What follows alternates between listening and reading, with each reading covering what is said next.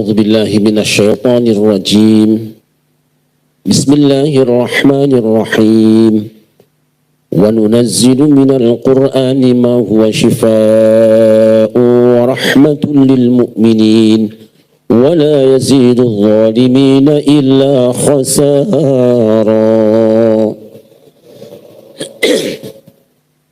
Dan kami turunkan Al-Quran menjadi obat dan rahmat bagi orang-orang yang beriman. Tetapi bagi orang-orang yang zalim, Al-Quran itu hanya menambah kerugian.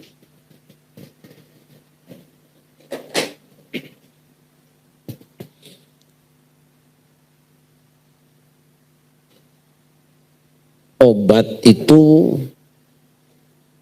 biasanya baru dibutuhkan kalau orang sudah sakit. Dan kalau belum sakit, biasanya orang tidak pernah bertemu obat, kecuali tukang obat.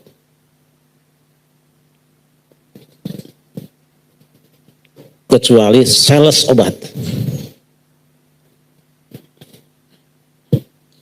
Tetapi jangan difahami bahwa setiap orang yang dagang obat itu ngerti obat.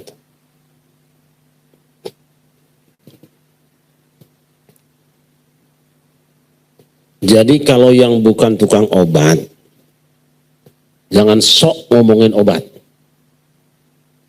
Nanti kena malpraktek. Tidak rugi kok nanya sama ahlinya.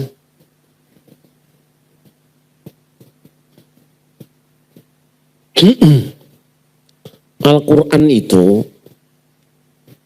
adalah obat. Para ulama yang ahli Al-Quran mengatakan bahwa keampuhan Al-Quran menjadi obat itu bukan hanya dari sisi hidayahnya. Benar ada ayat mengatakan wasyifa'ul lima fis sudur. Al-Quran itu obat bagi yang ada di dalam dada, artinya obat penyakit hati. Tetapi para peneliti menyimpulkan bahwa Al-Quran juga bisa menjadi obat bagi penyakit yang bersifat fisik pada manusia.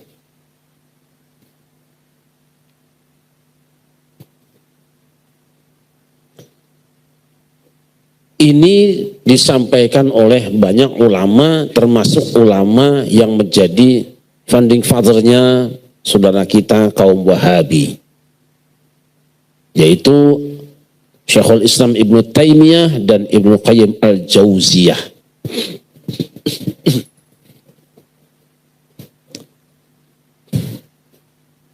Yang namanya obat itu biasanya terbuat dari benda-benda alam, atau mungkin kita mulai dari jenis penyakit dulu. Badan manusia bisa menjadi sakit, bisa menjadi tidak normal dibandingkan dengan biasanya karena berapa hal. Pertama, karena ada masuknya virus ke dalam tubuh.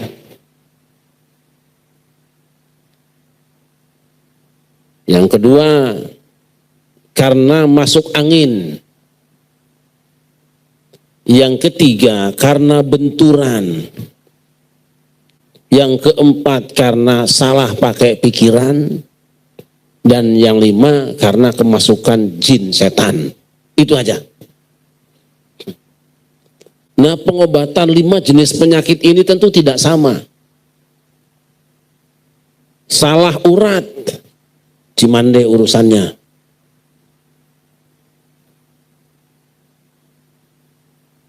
Kemasukan virus, dokter urusannya. Masuk angin, kerokan gampangnya. Tapi kalau kemasukan jin, ada tukangnya. Ini ahli-ahli ini jangan suka ditukar-tukar. Dan jangan orang merasa perlu borong semuanya. Tidak ada orang yang sempurna. Ada yang dapat 2, ya dia dokter juga, bisa mijet juga. Ada yang dapat 3 ketambahan, bisa juga ngeruqyah juga. Tapi umumnya kita keahlian cuma 1. Jangan belagu pengen jadi ustadz oplosan, keracunan. Nah, penyakit mental hati, yaitu para kiai mungkin kerjaannya itu. Para dokter itu sekarang mendapatkan ilmu yang begitu tinggi, biasanya itu ada gurunya. Dokter yang ada yang selesai di Fakultas Kedokteran UI, Kedokteran UIN, kedokteran mana-mana saja. Dan gurunya itu juga punya gurunya. Gurunya juga punya guru, terus ke atas. Itu yang disebut dengan sanadul ilmi, sanad ilmu. Guru-guru rohani yang hari ini tampil di tengah masyarakat, kalau dia guru rohani yang benar, pasti jelas gurunya. Mondoknya di mana, gurunya siapa. Juga mereka yang menjadi dokter-dokter penyakit urusan dengan jin, ada gurunya. Nah, yang tidak pernah berguru di kolom-kolom yang beda ini, yang beda gurunya, diam.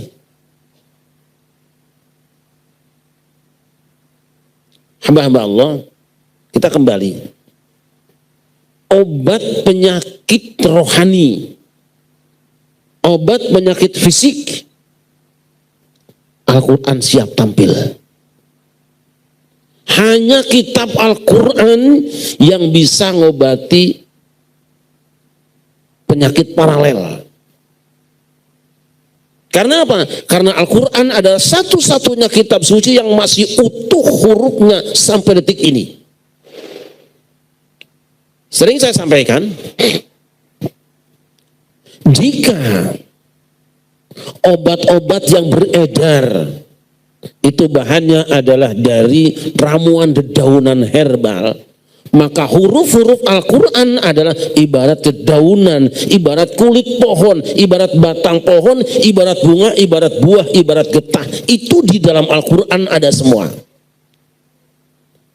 Tentu bahan-bahan obat tadi akan beda kualitasnya, tergantung dari mana ngambilnya. Dan tergantung siapa yang melakukannya. Sering saya contohkan juga. Kopi itu obat ngantuk. Tapi kualitas satu kopi dengan yang lain akan beda. Ini saya tidak iklan. Kalau panjenengan ke Jambi, pingin tahu kopi yang top, itu kopi AA. Dan kopi AA itu tidak bikin pabrik cabang di seluruh Nusantara, tidak ada. Hanya di situ. Tidak usah iklan, sudah tahu semua. Kemarin begitu saya datang di Jambi, saya tanya, kopinya mana? Kopi apa, Kiai? Belum ke Jambi kalau belum minum kopi AA.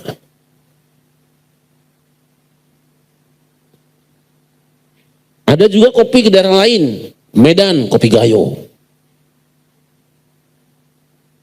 Kalau ke Bandung ada kopi istimewa. Kopi di Bandung itu mesantrennya saja minimal 6 tahun. Itu kopinya disimpan 6 tahun. Tidak kena matahari, dibiarkan dia hilang sendiri sebagian kandungan yang berbahayanya. Tuh, kopi AA juga.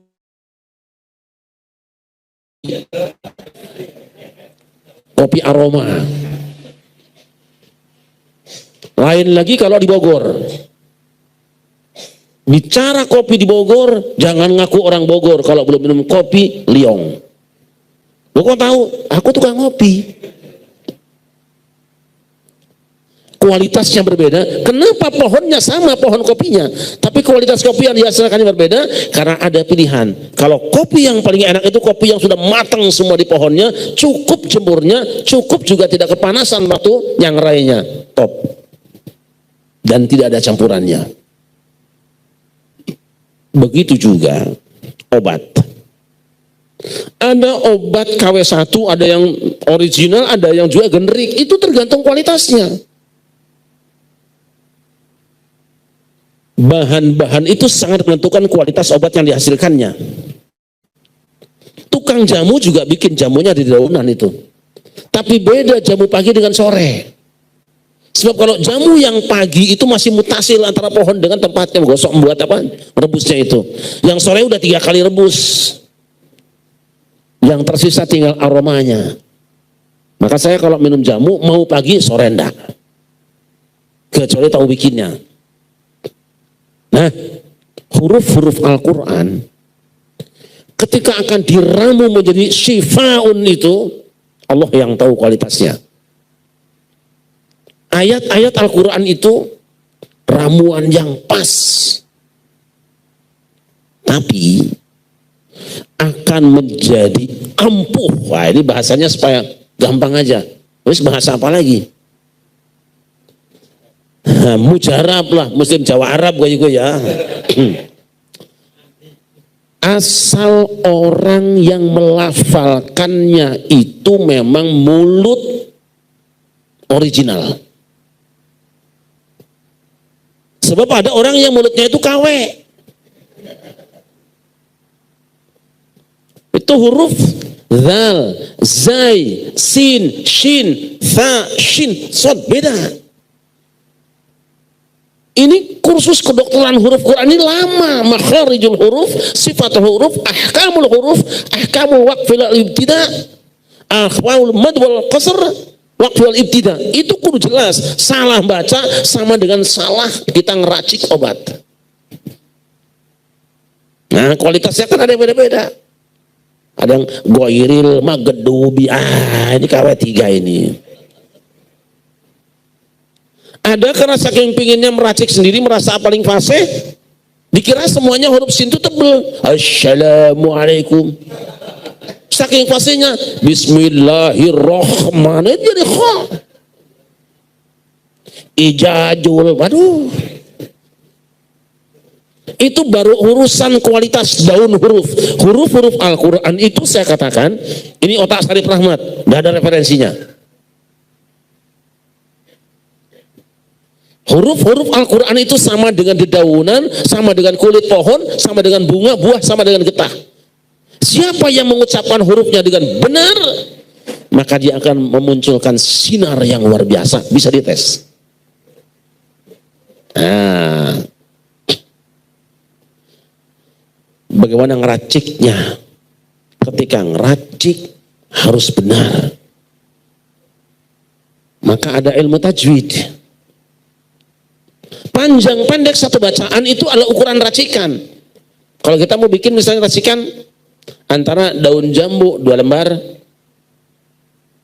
batang cabai 1 senti, ditambah dengan kulit pohon kersem 5 senti, misalnya itu tambah, nanti gula Jawa sampai itu karena gula Jawa dengan jahe itu menghadapi panasnya. Sebab kalau pahit itu bahaya ke paru-paru, ke ginjal. Obatnya adalah jahe dan gula Jawa. Hebatnya niki. Itu ukurannya harus sama. Maka kalau kita beli obat biasanya ada tulisan kan, bahannya ini sekian persen. Nah cuma karena kita ini orang yang senang dikibulin orang, atau ya ikhlas lah gitu ya, dan orang juga punya rahasia, harus rahasia dong, masa dokter nggak punya rahasia? Sama, dokter dengan dukun sama ada rahasianya. Kalau nggak rahasia bubar. Dokter, dukun, tukang sulap sama punya rahasia. Kalau nggak punya rahasia ya bubar. Maka dikeletlah itu apa namanya obatnya ini, capnya dikelet, diganti kan. Kalau pasiennya tahu, beli sendiri. Nah, Haji Mali kita tahu tuh. Buka dulu, nanti tulis 3 kali 1 sendok makan, diminum setelah makan. Loh, perasaan ini botolnya saya kenal, cuma sudah diambil kartu namanya, diganti itu. Itu penting untuk apa? Untuk meyakinkan pasien. Kalau tahu capnya ada, loh kok ternyata obatnya sing di warung situ tahu. Beli sendiri dan dibiarkan bahaya beli sendiri. Oke? Lanjutkan ya. Takaran obat dan jamu itu penting. Maka ada dokter yang mengkritik jamu gendong itu ada kelemahannya, itu dosisnya tidak diukur. Benar teori itu. Tapi kok tukang jamu kuat-kuat ya. Gendong kayak keong. Itu botolnya itu ada yang ganjil, ada yang genap. Kalau ganjil rondo biasanya. Itu orang Jawa tuh kalau ngomong dengan bahasa simbol aja. Makanya kalau lihat yang gendongannya ganjil, Pak Camat beli di situ. Nah, tapi kalau yang jangkap yang genap nggak berani, Pak Camat ini teradung sama Sambo. Itu udah genap itu. Itu penting. Begitulah Quran. Kalau bacaanmu ingin menghasilkan energi positif dan dahsyat, pakai tajwid. Maka tajwid itu dari Rasulullah, bukan ngarang. Jadilah qiraat 7, ada yang bilang 10, ada yang bilang 14, tapi yang mutawatirah yang kita terima yang 7. Itu ukuran bacaannya beda-beda, tapi semuanya dosisnya itu dari Rasulullah. Misalnya Bismillah, itu dua-dua saja. Bismillahirrahmanirrahim. Boleh? Him, karena ada dari sukun. Ghairil maghdubi alaihim waladdallin. Tidak boleh kurang, itu lazim. 6 harokat. Ada yang 5 ya? 5 sampai 6 harokat. Jangan dikurangin. Ghairil maghdubi alaihim waladdallin. Tidak boleh. Itu adalah pengaturan dosis yang keliru. Jangan main-main. Makanya pada suka tuh ngaji Quran terus, jangan berhenti-berhenti. Nah, di Kerapiak ngaji Quran Fatihah saja 6 bulan tuh. Jogja paling ekstrim ngaji Quran. Fatihah 6 bulan. Kenapa? Rukun sholat. Perkara yang lain kurang-kurang lain masalah, tapi rukun sholatnya kurang, hancur sholatnya. Wih, ojo kemampang nemen kowe ngaji. Nah iya, tahiyat. Wes ya. Itu kualitas keampuhan yang akan dimunculkan oleh orang yang bacanya baik dan benar, jauh dengan yang bacaannya tidak pas. Wakafnya juga awas. Jangan sembarangan, kita kadang-kadang berhenti di tengah-tengah, lanjut aja terus, jangan, itu putus namanya. Ibaratnya berangkali jembatan putus, panjenengan dari situ aja diem, ya nggak nyampe. Sambungin jembatannya dari sebelumnya. Kecuali yang memang ada tanda wakaf, boleh di situ, boleh lanjut. Itu potongan-potongan bahan baku obat-obat dari Al-Quran. Hari ini para ahli dunia sudah membuktikan bahwa ketika ayat-ayat Al-Quran dibacakan, dia bisa memunculkan energi sinar yang sangat dahsyat yang tidak dimiliki oleh yang lain. Supaya singkat gini, itu ayat. Bagaimana dengan huruf? Huruf itu juga sama. Ada yang bahannya itu 1 daun. Nun, Qaf, Shad. Asal pengucapannya benar itu hebat itu. Ada yang 2 daun. Hamim, Yasin, Toha. Itu obat 2 huruf tuh, 2 daun tuh. Itu berkualitas itu, asal cara pengucapannya benar. Ada Yasin, waduh. Ada juga Toha.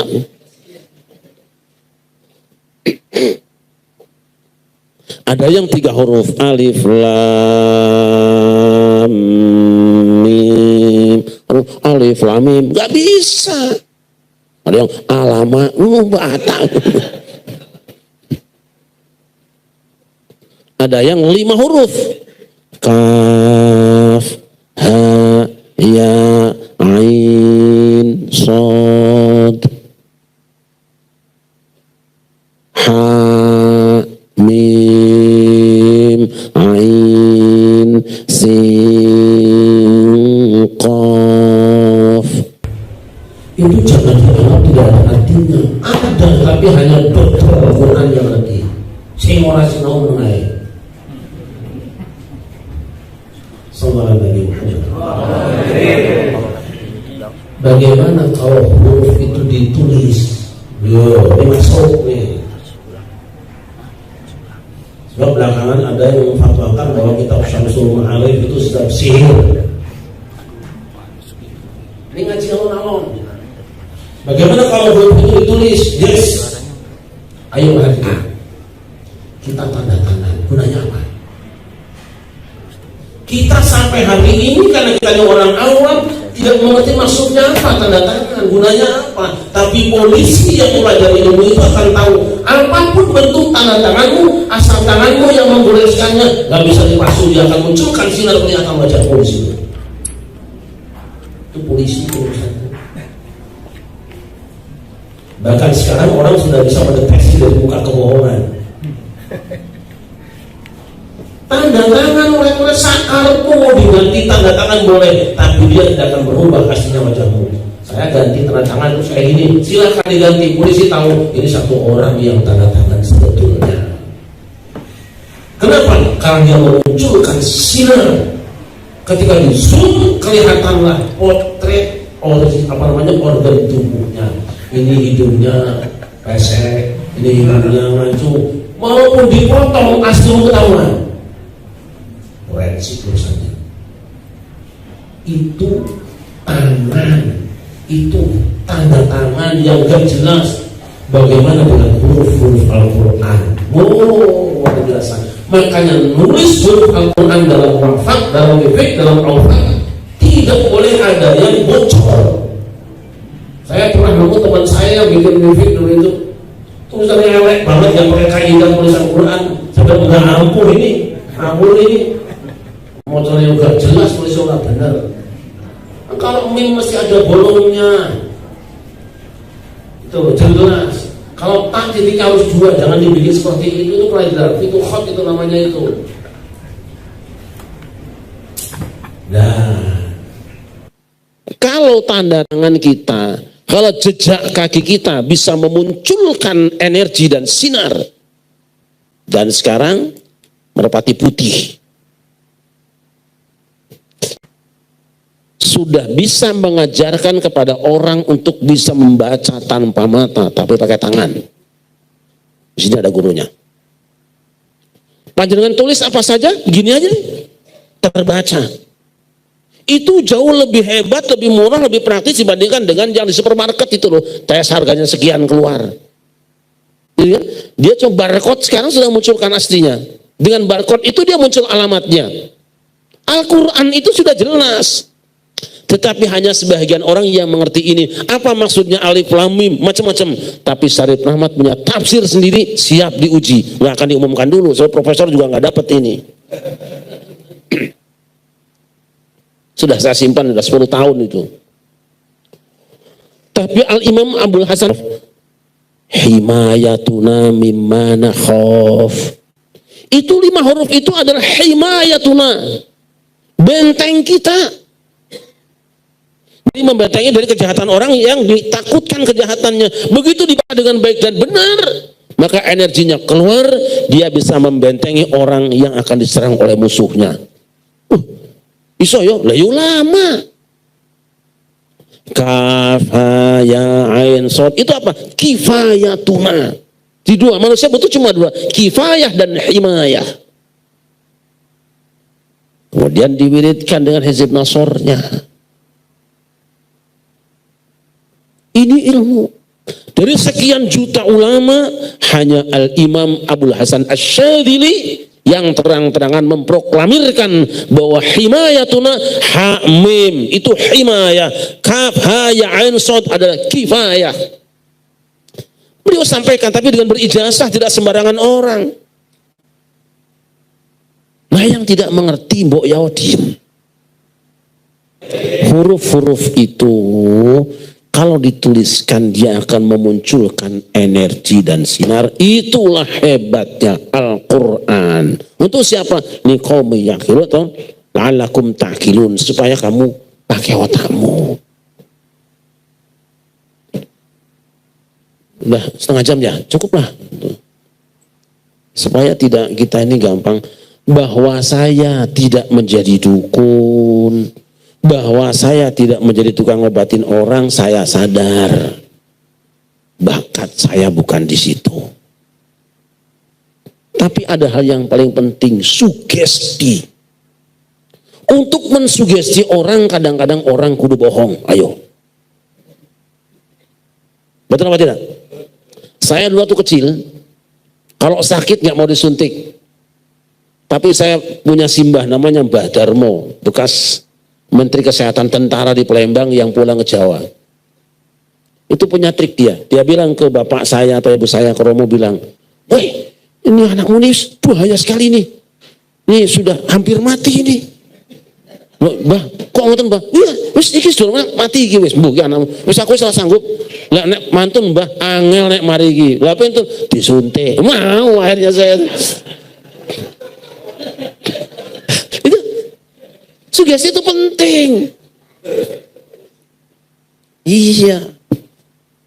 Kelihatannya bohong tapi ya tapi jangan kebangetan lah, bohong lah wong.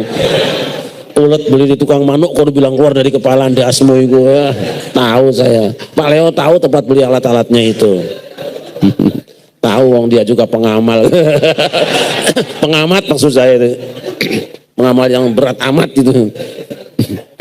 Nggak apa-apa. Betul loh. Nah, tapi kalau misalnya tidak semua kebohongan itu harus dipublish. Jangan nipu gitu aja, jangan nipu. Kalau itu bisa meyakinkan orang, kamu sembuhnya pakai ayat ini. Jangan ya enggak toh, jamunya itu. Jamunya. Nah, terus itu ya sekira bab itu saja yang penting sekarang. Supaya jangan sembarangan orang itu menfitnah. Ini kita dukun semua ini. Saya punya. Baru separuh, di masih separuh lagi ada. Di Mesir, dimanapun saya carinya kitab yang seperti ini karena ada kepentingan. Ini ada karyanya, ini dari Syiah. Ini Syiah. Ini Al-Buni. Ini Al-Ghazali. Al-Ghazali 2 saya punya. Ini seorang ulama besar Al-Azhar. Dukun semua isinya. Campur aduk.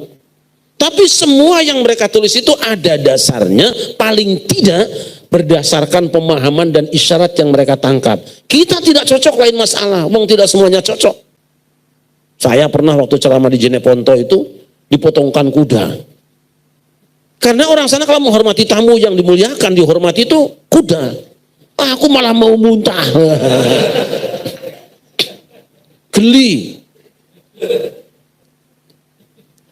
Tapi tidak boleh bilang kuda tuh nggak enak. Sih nggak enak kok cangkemmu. Itu katanya paling enak. Kuda itu luar biasa, lambang enak lah. Susu kuda liar. Saya malah kuda liur gitu maksud. Ya, tolong. Pada suka tidak boleh menyerang orang. Bahwa engkau tidak cocok bisa jadi karena tidak cocok, bisa jadi karena tidak tahu. Kalau atas ketidaktahuanmu jangan bicara. Itu kegiatan saudaramu. Nanti insya Allah bulan depan ada bab lain lah, atau segera nanti kita bahas. Yang sebenarnya sebagian sudah. Jadi kalau ada orang yang kemudian nulis hurufnya dipotong-potong, dibikin wifi, ada landasannya. Lu kan orang tidak selamanya sempurna nulis kan? Kalau ditulis kepanjangan, diringkas. Di jalan tulisan letter S. Artinya apa? Artinya apa? Stop. Apa namanya? Tidak boleh berhenti di sini. Kalau ditulis panjang, penuh jalanan. Ada tulisan letter P, artinya apa? Tidak boleh tulis dilarang parkir di tempat ini karena Anda bisa ditangkap polisi. Kepanjangan. Kita biasa saja kok, orang ngerti itu. SAW, artinya apa? SWT. Ya kalau ada orang yang maksa kekeh ditulis sempurna nggak apa-apa. Tapi saya ini terbatas waktu dan orang sudah ngerti. Assalamualaikum warahmatullahi wabarakatuh jadi apa? AWW, nggak apa-apa.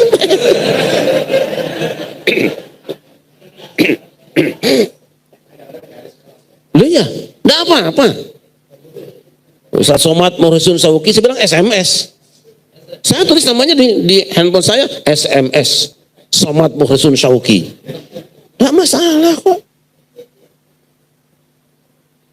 Dah itu nanti kalau dibahas panjang dikira saya ini dukun. Padahal saya ya cuman temennya aja gitu ya.